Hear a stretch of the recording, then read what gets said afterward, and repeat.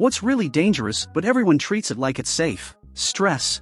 I feel like this should be way higher up than the people repeating alcohol and driving and the ocean over and over. Like for sure, all are dangerous, but stress. I have a prolactinoma, a tumor, not malignant or cancerous but a friggin' tumor, that literally secretes hormones, sitting on my MF pituitary gland causing all sorts of BS, and the root cause? Stress. Tumors, weight problems, sleep problems, relationship problems, all sorts of MF problems caused by stress.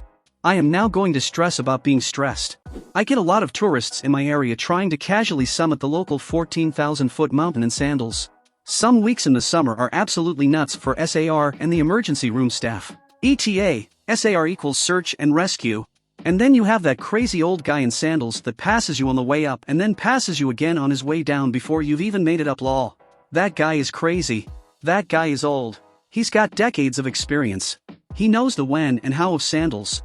Those sandals are probably Chacos. Revealing personal information about yourself on the internet. Exactly why I have a whole fake identity on the internet. I usually sprinkle in a decent bit of bullshit with the truth. That way it's harder to know what's true and what's shit. And when you can't separate the shit from the truth, you can't figure out who I am. Household everyday cleaning chemicals. Especially if you mix them to make a better, stronger cleaner. My mom always told me never to mix Windex and bleach. Windex is ammonia-based, so yes, that's very good advice. Mustard gas tends to lead to unpleasantness. Infections. Every person reacts differently to them. Don't assume you are the average. Sepsis is no joke. Met a woman and her husband in 2018 at a show, nice people. Few months later she messaged our group chat and her husband had died of sepsis. He'd been sick but refused to go to the hospital because of expenses. In the end, he lost his life trying to save money. He was only in his early 30s too. Yeah, I got cellulitis from a mosquito bite while on vacation and I was running a fever and wanted to go to the doctor when we got home. Got home and was like, I'll go in the morning, but my wife had other ideas and made me go to the ER that night. Ended up admitted for 3 days of 4 vancomycin and linezolid and 2 more weeks of oral linezolid. I had no idea that it was that bad and would have fucked around and found out except for my wife laying down the law on me. Before anyone reacts, cellulite is something different than cellulitis. Compressed air. I was once putting air in a car tire while on a road trip with a friend.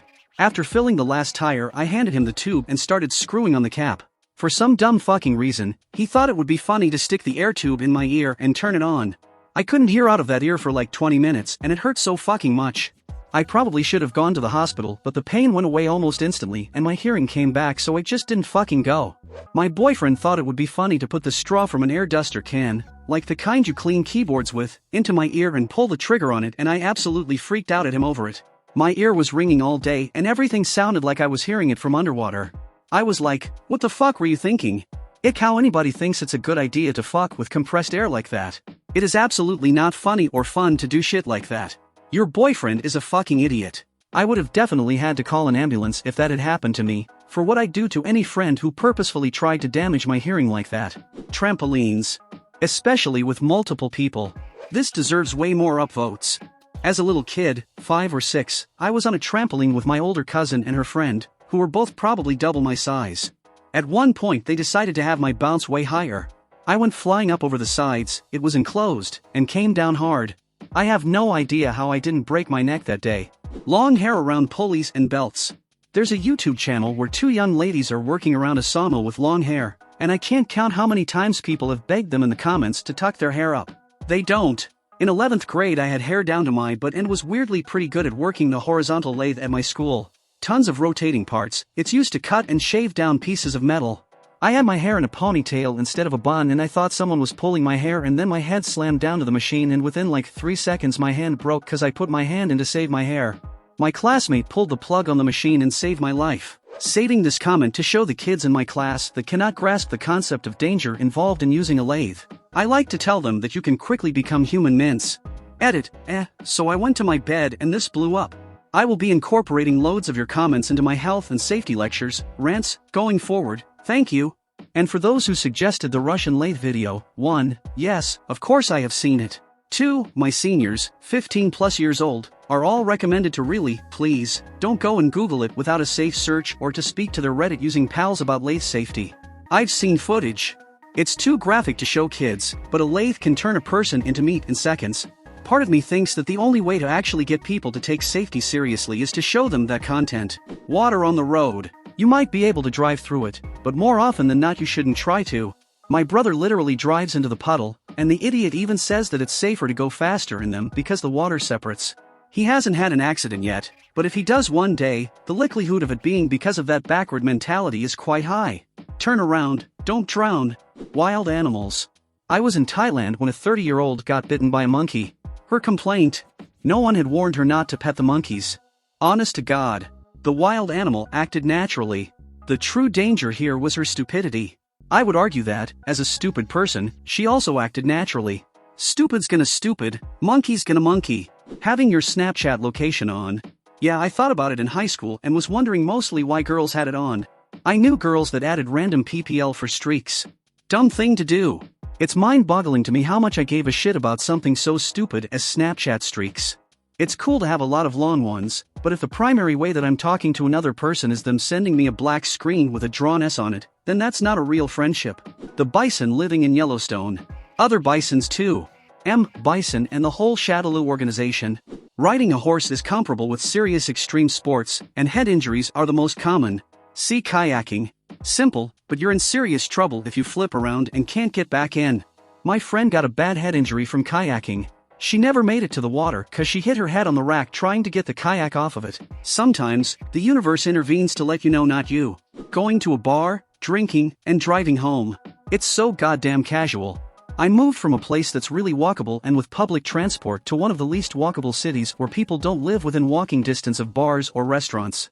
For a long time I didn't understand how people have a nightlife here or go out without spending a fortune on Ubers. Turns out nearly everyone is casually driving around drunk. Motorcycles, ATVs, really anything without a cage around it. Even if you wear a helmet, the brunt of the impact force goes on your spinal column. ATVs can be very dangerous. My sister's friend knew a girl who died on her birthday after the ATV flipped over.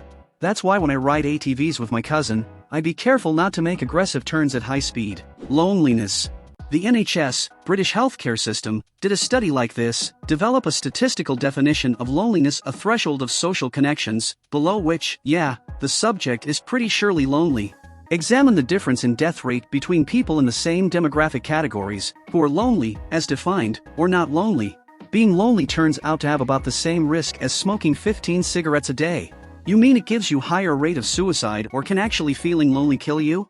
Sunburns would be treated much differently if they were called by their true name, radiation burns.